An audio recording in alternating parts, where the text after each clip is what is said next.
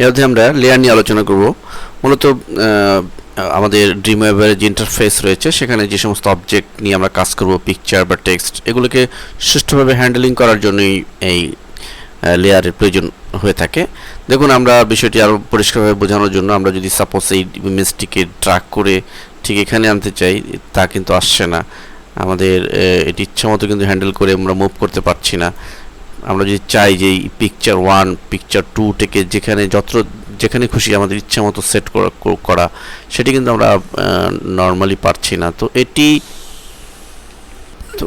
তো আমরা যদি এই কমনের আন্ডারে এখানে দেখুন ড্র লেয়ার, এই ড্র লেয়ারে ক্লিক করে আমরা যে কোনো জায়গায় প্রথমে একটি লেয়ার ড্র করব।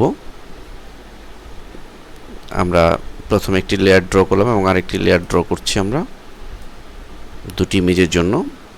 দেখুন, এখন সাপোজ আমরা প্রথম ইমেজটিকে ড্র্যাগ করে ধরে যদি আমরা এই প্রথম লেয়ারের বক্সের ভিতরে নিয়ে যাই এবং দ্বিতীয় লেয়ারটিকে ড্র্যাগ করে একইভাবে দ্বিতীয় লেয়ার বক্সে নিয়ে যাই, দেন এখন আমরা দেখুন এই ইমেজটি নিয়ে যখন আমাদের মাউস পয়েন্টার 4টি অ্যারো আকার ধারণ করবে, আমরা যে কোনো জায়গায় এটি মুভ করাতে পারছি।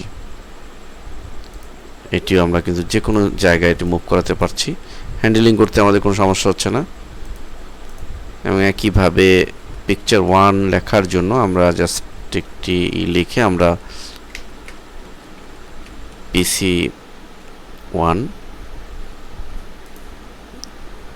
লিখে আমরা ধরে যে কোনো পজিশনে আমরা এনে রাখতে পারছি। সেভ করে এবং আমরা এটি যে কোনো ব্রাউজারে যদি দেখি সেখানে আমরা দেখতে পারবো। আমরা লক্ষ্য করছি যে আমাদের ইমেজটি এখানে শো করছে এবং টেক্সট লেখাটিও শো করছে। এভাবে আমরা লেয়ার ড্রয়িং করে আমরা সেই লেয়ারের মধ্যে আমাদের যে কোনো ইমেজ বা লেখা, টেক্সট ইত্যাদি সেট করে আমরা ইচ্ছা মতো